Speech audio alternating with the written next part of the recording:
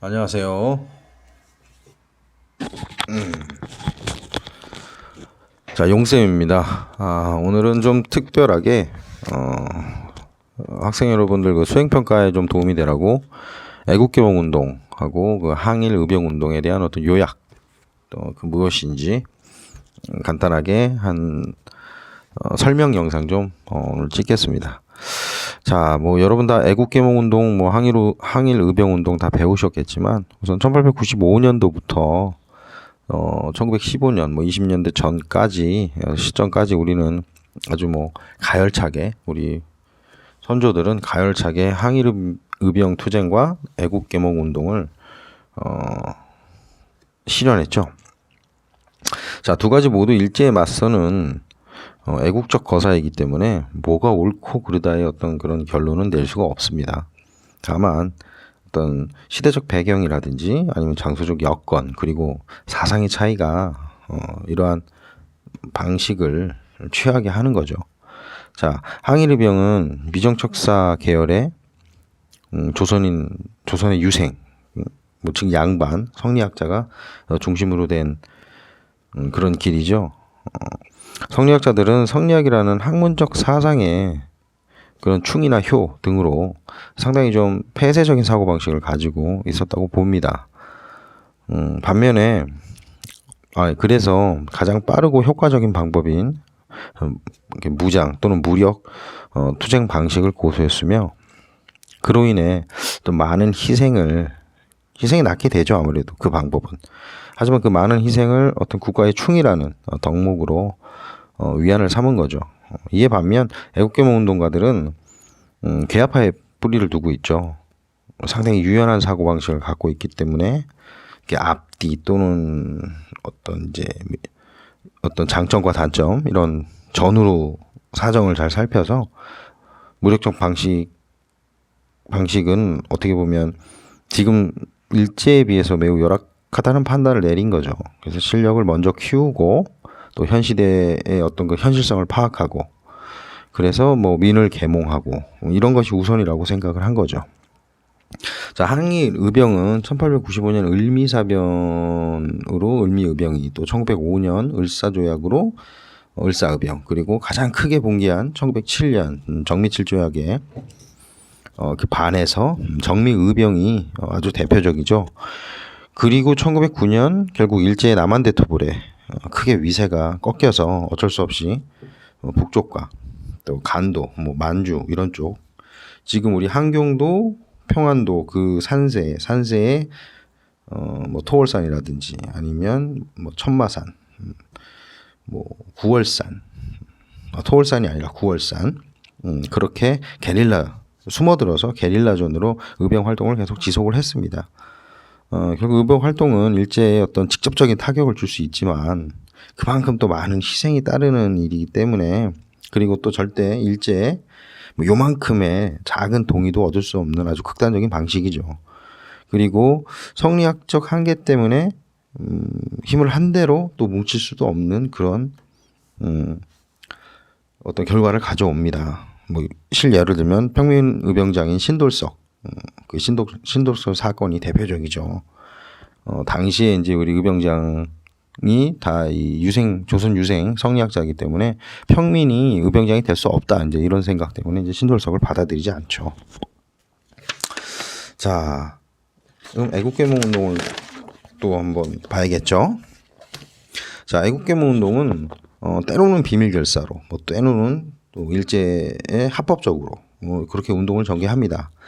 계몽의 근간은 이제 교육에 있다고 생각을 한 거죠. 그래서 수많은 학교를 세우고 그리고 경제적 자립으로 또 경제적 자립을 위해서 상회나 또는 회사 이런 것도 차리게 되고 또 많은 뭐 신문과 잡지 또는 뭐 집회 뭐 이런 걸로 민중 계몽을 하고 또 이런 지금 현재 전제 정권이잖아요. 그 황제가 있는 그런 전제 정권을 타도하고 공화정 수립을 목표로 두게 되죠.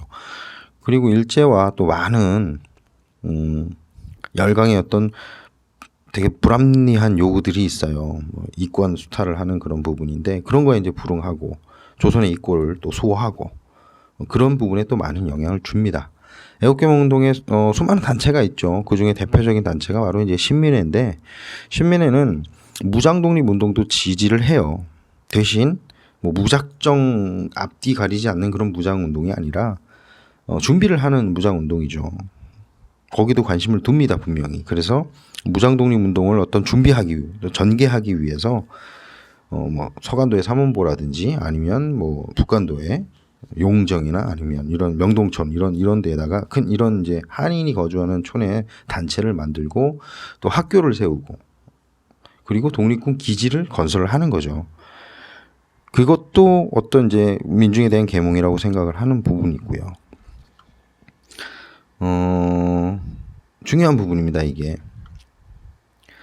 물론 이 애국개몽운동은 시일이 굉장히 오래 걸려요. 오래 걸릴 수밖에 없고 또 계몽이라는 게 어떤 직접적인 부분이 아니라서 또 많은 실패를 보거나 또 그런 결과가 빨리 이렇게 피드백되지는 않죠. 그리고 가장 큰 문제는 이제 사회 진화론적 접근으로 이렇게 팽배된 자치론. 이게 가장 큰 문제입니다. 결국 1920년대 중반에는 이런 자치론이 대두되면서 이 타협적 민족주의자들이 또 발생을 하게 돼요. 이 사람들은 이제 일제에 타협을 하는 거죠. 우리 지금 현실이 이러니 일제의 어느 부분 정도는 타협을 해주자. 결국 이제 우리가 나라를 뺏기고 일본의 지배를 어느 정도 이제 인정을 하자는 거죠.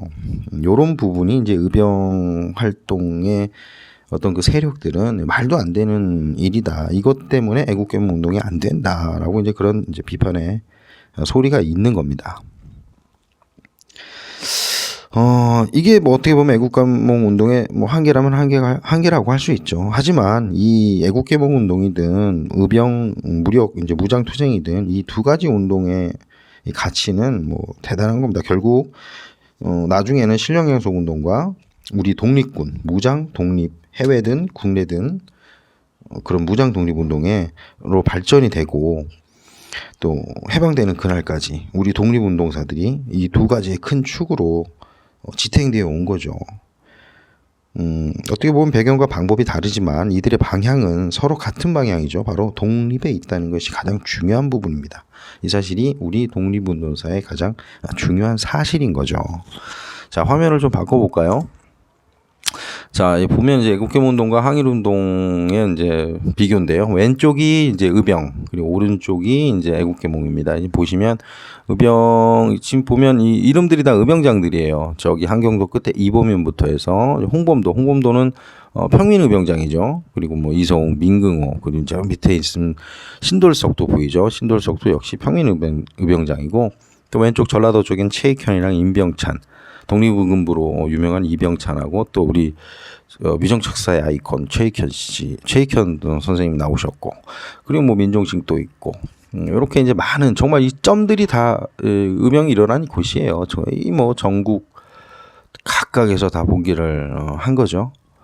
한 1907년부터 1911년 그러니까 거의 한 4년 동안에 아주 많은 결국은 근데 이 남한대 토벌로 인해서 이 부분에 있던 이제 의병들이 다 이쪽 부분으로 다 올라가게 되는 거죠. 자, 그리고 오른쪽은 애국개몽인데, 보시면 이제 거의 수도권 부분이에요. 대부분 대구, 전주, 이렇게 이제 큰 도시에서 아무래도 뭐 민이 많이 사는 곳이 이제 큰 대도시다 보니까 개몽운동이 활발했던 지역이 이제 거기일 수밖에 없는 거고, 아주 많은 부분에서 애국개몽운동은 이제 그게 할당이 됩니다. 보시면 뭐 국어연구, 뭐 6.1준도 있고, 그리고 뭐 언론기관으로는 신문들이죠. 독립신문, 제국신문, 뭐 횡성신문, 황성신문, 대한매일신보도 있고요. 그리고 정치단체는 뭐 많아요. 보안회, 황무지경화권 그걸 지켜낸 보안회, 그리고 헌정연구회, 우리 헌의육조, 우리 독립협회의 헌의육조를 계속 계승했던 헌정연구회도 있고, 그리고 신민회, 지금 1907년에 신민회 오늘 나오죠. 저 신민회는 애국개몽운동 단체이긴 하지만 그래도 무장, 이런 한 의병 또는 이 무장도 어느 정도 인정은 한 그런 애국개몽 단체죠. 그리고 전반기 나중에 이제 신간회라는 또 단체가 있는데 이 신간회와 더불어서 아주 중요한 단체이니 꼭 기억을 해두셔야 합니다. 그리고 뭐 대종교라든지 뭐 천도교 뭐 이 부분도 계몽운동 또는 이 종교는 또 그래요. 개몽운동도 했지만 또 의병운동도 많이 했거든요. 대종교 같은 경우에는 중광단이라는 조직을 또 해외에서 또 이루었고 그게 나중에 북록운동사가 되죠. 대종교 아니 천도교는 뭐 말할 것도 없죠. 3.1운동을 뭐 기점으로 해서 동학 또 많은 동학도 어떻게 보면 뭐 무장도 있고 또 계몽도 있는 부분이니까. 그리고 교육기관 역시 뭐 근간은 교육이라고 했기 때문에 우리 최초의 그 교육기관이죠. 원산학사. 그리고 뭐 지금도 있어요. 배재고등학교라고. 배재학당 그리고 이화학당 이렇게 교육기관들도 많은 계몽에 힘을 썼고요. 문학적인 부분 뭐 음악, 미술 이런 이제 예술 분야에서도 민중을 계몽하는데 또 좋은 도구가 되잖아요. 그래서 뭐 신소설의 이인직, 뭐 최남선의 뭐 신채시 이런 뭐 나온교의 아리랑 이건 이제 나중에 배울 거지만 뭐 나온교의 아리랑도 있고 은색이도 있고 뭐 그림도 있어요. 미술도 그런 예술적인 어떤 그런 부분에서도 애국계몽 운동의 일환으로 독립운동의 일환이죠. 자, 뭐 한 줄 요약이라고 하면은 애국계몽 운동과 항일 의병 운동의 색깔은 다르지만 그들의 목표는 하나였다. 그들은 조국의 독립을 위해서 처음부터 끝까지 싸운 거죠. 뭐 설명했듯이 시대적 변화가 사상적 차이가 있었지만 그래도 그 목적, 그 같이 가는 그 방향을 한번 틀어진 적이 없기 때문에 이 두 가지 운동을 비교한다는 거, 뭐 누가 더 낫다는 거 그런 거는 사실 큰 의미는 없다고 봅니다. 자, 그럼 지금까지 애국계몽 운동과 항일 의병 운동에 대해서 요약을 좀 해봤고요. 자, 이건 선생님의 생각이니까 또 여러분의 생각도 있을 거예요, 그렇죠? 이게 뭐 답은 아닙니다, 절대로. 여러분의 생각에 이 선생님의 생각을 좀 더 좀 이렇게 가지를 붙이고 살을 좀 붙여서 여러분이 생각하는 애국계몽 운동과 항일 의병 운동 이 부분에 대해서 꼭 좋은 글 또 좋은 뭐 좋다는 의미보다 여러분의 생각이 가득 담긴 글로 꼭 작성을 해서 좋은 결과 얻으시기 바랍니다. 자, 그럼 오늘 여기까지 하시고요. 다음 주에 또 만나 뵙도록 하죠. 안녕.